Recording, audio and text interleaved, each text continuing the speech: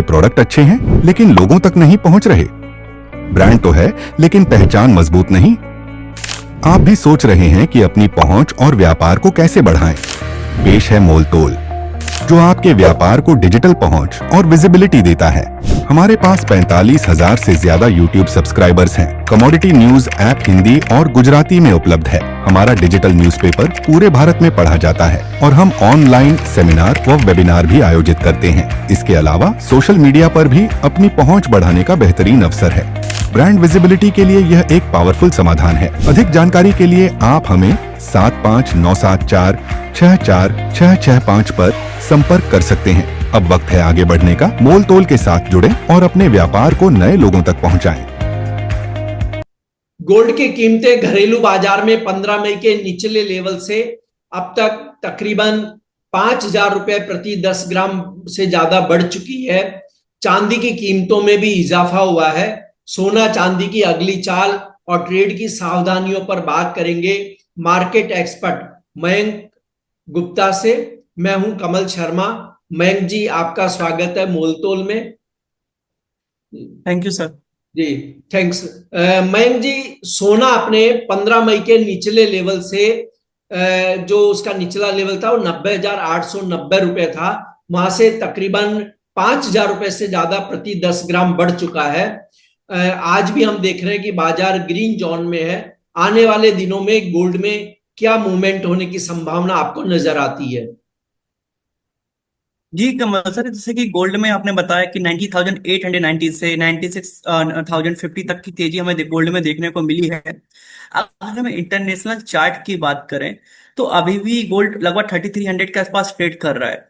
And अगर support की बात करें तो एक महत्वपूर्ण सपोर्ट जोन जो कि 3280 से लेके 3275 के आसपास बना हुआ है, मीन्स $3280 से लेके $3275 पे एक इंपॉर्टेंट सपोर्ट जोन बना हुआ है। जब तक ये सपोर्ट जोन होल्ड है तब तक गोल्ड साइडवेज से पॉजिटिव बायस में रह सकता है। अगर $3275 के नीचे क्लोजिंग आती है तो हम बोल सकते हैं ट्रेंड डाउन साइड में है, बट जब तक ये लेवल होल्ड है तब तक हमें बाई ऑन डिप की ही रणनीति गोल्ड में रखना चाहिए। जी, और गोल्ड के लिए आने वाले दिनों में प्राइस ट्रिगर क्या हो सकता है जिसकी बाजार को तलाश है? देखिए, गोल्ड में जो आने वाले दिनों में, जैसे आज रात को ही 11:30 PM पे एक एफओएमसी मीटिंग का स्टेटमेंट आने वाला है। जी तो जी। ये एक बाजार को नई डायरेक्शन दे सकता है। कल जीडीपी का डाटा यूएस की तरफ से रिलीज होने वाला है, वो भी बाजार को एक नई डायरेक्शन दे सकता है। साथ ही साथ 31 मई को अगर हम बोलेंगे तो पीसीई डेटा आने वाला है यूएस की तरफ से, तो वो भी फेड को एक डायरेक्शन देता है इंटरेस्ट रेट के लिए, तो एक मोमेंटम ट्रिगर वो भी होना चाहिए। एंड जैसा कि हम सभी को पता है, मंथ के फर्स्ट वीक में एवरी फ्राइडे को पेरोल के यूएस की तरफ से non farm payroll data release होता है, तो उससे भी एक बाजार को ट्रिगर मिल सकता है। जी, और एक बुलियन ट्रेडर को आपने जो बताई चीजें कि भाई ये डेटा आएंगे, उनके अलावा और कहाँ नजर रखनी चाहिए जो ट्रेड के लिए बहुत जरूरी है? देखिए, जैसे अगर हम जाओ यूएसडी गोल्ड की बात करें तो गोल्ड में अगर हम लास्ट रैली से फिबोनाची लगा के देखें, ठीक है, जो कि लास्ट जो रैली थी वो लगभग 3500 के आसपास की थी, ठीक है। तो वहां से अगर हम फिबोनाची लेवल लगा के देखें तो हम देखेंगे कि गोल्ड ने जो अभी रिट्रेसमेंट गोल्ड में हुआ है वो लगभग $3360, जो कि 0.618 फिबो लेवल था। मीन्स वहीं से गोल्ड में करेक्शन हमें देखने को मिल रहा है। तो हमें ध्यान रखने वाली बात है कि 3360 हमारे लिए एक इंपॉर्टेंट रेजिस्टेंस जोन है गोल्ड में। और अगर नीचे में डाउन साइड के बात करें, अगर $3360 अब दोबारा में ब्रेक नहीं होता है, तो अगर हम डाउन साइड की बात करें तो हमें डाउन साइड में जो टारगेट्स हमें देखने को मिल सकते हैं, वो पहला टारगेट हमें हो सकता है वो $3219 तक हमें गोल्ड में मूवमेंट देखने को मिल सकता है। बट इसमें इंपॉर्टेंट कंडीशन यही है कि 3280 और $3275 ब्रेक होना चाहिए। अगर ये ब्रेक नहीं होता है तो मार्केट फिर से हमें 3360 के आसपास हमें देखने को मिल सकता है। जी, और मयंक जी, अमेरिकी डॉलर 99 के करीब करीब ट्रेड कर रहा है, तो गोल्ड मार्केट पर इसका आप क्या असर देखते हैं आने वाले समय में?